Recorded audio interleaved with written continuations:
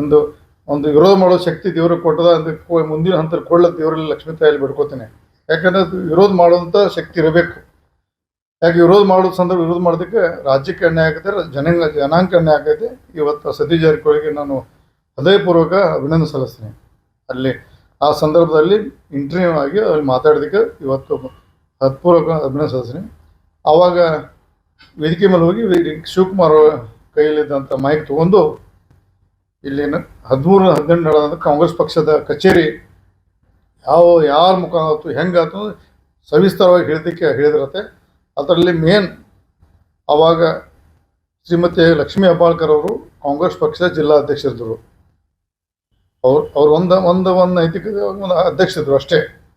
ಆರ ಕಟ್ಟಡ ನಿರ್ಮಾಣ ಮಾಡಲಿಕ್ಕೆ ಸನ್ಮಾನ್ಯ ಪರಮೇಶ್ವರ್ ಅವರು, ಮುಖ್ಯಮಂತ್ರಿಯವರು, ಸಿದ್ದರಾಮಯ್ಯ ಅವರು, ಆವಾಗಿನ ಲೋಕೋಪಯೋಗಿ ಸಚಿವರಾದ ಮಹದೇವಪ್ಪ, ಇಡೀ ರಾಜ್ಯದ ಒಂದು ನಿರ್ವಹಣಾ ಸಮಿತಿ ಅಂದರೆ ಕಟ್ಟಡ ನಿರ್ಮಾಣ ಸಮಿತಿ ಅಧ್ಯಕ್ಷ ಮಾಡಿರೋರು.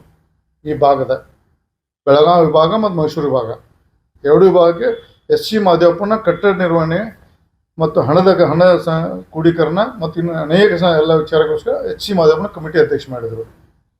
ಆವಾಗ ನಾನು MLA ಇದ್ದೆ. ನಮ್ಮದೊಂದು ಗ್ರೂಪ್ ಆಗಿ ಒಂದು ಲಕ್ಷ್ಮೀ ಹೆಬ್ಬಾಳ್ಕರು ನಮ್ಮ ಟೀಮ್ ಆಗಿ ಕೆಲಸ ಮಾಡಿದ ಪಕ್ಷದ. ನಾನು ಮಂತ್ರಿ ಇರಲಿಲ್ಲ, ಸತೀಶ್ ಜಾರಕಿಹೊಳಿ ಮಂತ್ರಿ ಇದ್ರು ಅವರು. ಅವಾಗ ನಾವು ಬಹುಸಂದ ನಾನು ಚಿಕ್ಕವನದ ಕಾಂಗ್ರೆಸ್ ಪಕ್ಷದ ಒಂದು ನಿಷ್ಠಾವಂತ ಕಾರ್ಯಕರ್ತ ಕೆಲಸ ಮಾಡಿ ಶಾಸಕನಾಗಿ ಆ ಸಂದರ್ಭದಲ್ಲಿ ಬಹುಶಃ 4ನೇ ಬಾರಿ ಶಾಸಕ, 5ನೇ ಬಾರಿ ಶಾಸಕ ಇದ್ದೆ. ಬಹುಶಃ 5ನೇ ಬಾರಿ ಶಾಸಕ ಇದ್ದೆ, ಇಲ್ಲ 4ನೇ ಬಾರಿ ಶಾಸಕ ಇದ್ದೆ. ನಾನು ಒಂದು ಸ್ಪಿರಿಟ್ ಕಾಂಗ್ರೆಸ್ ಪಕ್ಷದ ಗೌರವದಿಂದ ಅಭಿಮಾನದಿಂದ ಅದರಲ್ಲಿ ಸಕ್ರಿಯವಾಗಿ ಪಾಲ್ಗೊಂಡು ಎಲ್ಲ ನಾನು ಅಲ್ಲಿ ಈ ಜಾಗ ಬೆಳಗಾವದಲ್ಲಿ RTO ಸರ್ಕಲ್ ಜಾಗ ಅಲ್ಲಿ ಶಂಕರಾನಂದ ಸಾಹೇಬರ ಹೆಸರಲ್ಲೇ ಇದ್ದಂಥ ಭಾಳಷ್ಟು ಕಾಂಪ್ಲಿಕೇಟ್ ಇತ್ತು. ಅದು ಶಂಕರಾನಂದ ಸಾಹೇಬ್ರ ಹೆಸರಲ್ಲೇ ಆ ಜಾಗ ಇತ್ತು. ಶಂಕರಾನಂದ ಸಾಹೇಬರಿಗೆ ಅವರ ಸುಪುತ್ರಗಳಿಗೆ ನಾವು ಕನ್ವಿನ್ಸ್ ಮಾಡಿ ಇದು ಖಾಲಿ ಬಿದ್ದಿದೆ, ಕಾಂಗ್ರೆಸ್ ಪಕ್ಷ ನೀವು ನಿಮ್ಮ ತಂದೆಯವರು ಶಂಕರಾನಂದ ಸಾಹೇಬರು ಅವ್ರು ತಿರ್ಕೊಂಡಿದ್ರು. ನಿಮ್ಮ ತಂದೆಯವರು ಕಾಂಗ್ರೆಸ್ ಪಕ್ಷದ ಭಾಳಷ್ಟು ದೊಡ್ಡ ಲೀಡರ್ ಆಗಿ ಕಾಂಗ್ರೆಸ್ ಪಕ್ಷ ಸೇವೆ ಮಾಡಿದ್ದಾರೆ.